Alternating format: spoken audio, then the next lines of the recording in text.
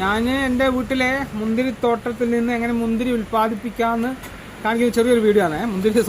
മുന്തിരി തോട്ടമല്ല, മുന്തിരി വള്ളികൾ, കുറച്ച് 4-5 വള്ളികളുണ്ട്. അല്ലെങ്കിൽ മുന്തിരി ഉൽപ്പാദിപ്പിക്കാമെന്ന് കാണിക്കുകയാണ്. നിങ്ങളൊക്കെ വീട്ടിൽ ഓരോ മുന്തിരി ചെടികൾ നിങ്ങളും നട്ട് കഴിഞ്ഞാൽ വീട്ടിൽ മുന്തിരിയൊക്കെ അത്യാവശ്യം ഉണ്ടാവും കേട്ടോ. അപ്പോൾ എങ്ങനെയാണ് ഫസ്റ്റ് നമ്മൾ കൊമ്പ് കോതൽ, അതായത് മുന്തിരി വള്ളികൾ ഒരു 2 മീറ്റർ 1 മീറ്ററൊക്കെ വെച്ച് കട്ട് ചെയ്ത് മാറ്റുക. അപ്പോൾ കട്ട് ചെയ്ത് മാറ്റുമ്പോൾ പുതിയ തളിരുകൾ അവിടെ വളരും. ആ തളിര് വളരുന്നതോടുകൂടി തന്നെ അതിൻ്റെ കൂടെ മുന്തിരി പൂവിടാൻ തുടങ്ങും. അപ്പോൾ മുന്തിരി പൂവിട്ട് കഴിഞ്ഞാൽ അത് 2 മാസം കൊണ്ട് നമുക്ക് എന്ത് ചെയ്യാം, മുന്തിരി ആയി വരാം. ഞാനിങ്ങനെ കൊമ്പുകളൊക്കെ ഇങ്ങനെ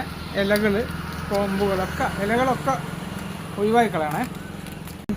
ഈ കടലാസ് പെൻസിലിൻ്റെ വണ്ണിൽ ഇവിടെയാണ് നാമ്പ് വരിക. ഈ വള്ളീൻ്റെ ഈ ഭാഗത്തിന് നാമ്പ് വരും, തളിര് വരും. ആ തളിരിൽ കൂടെ തന്നെ പൂവിടാൻ തുടങ്ങും. ഇതാണ് നമ്മൾ കട്ട് ചെയ്ത ഭാഗം. ഇവിടെ പുതിയ നാമ്പ് വന്നതോടുകൂടി തന്നെ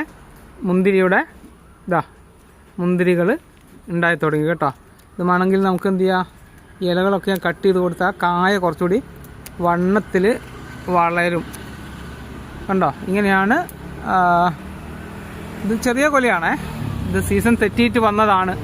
അപ്പോൾ നമ്മളെ മുന്തിരി ഇപ്പോൾ ഒരു മാസം കഴിഞ്ഞിട്ടോ, ഒരു മാസം കഴിഞ്ഞിട്ടുണ്ടാവും.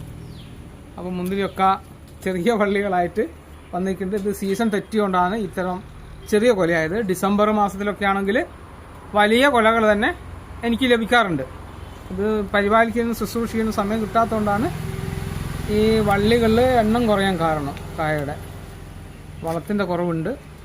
അതുകൊണ്ട് നിങ്ങളെ വീട്ടിൽ നിങ്ങൾ മുന്തിരി നട്ട് വളർത്തുക കേട്ടോ.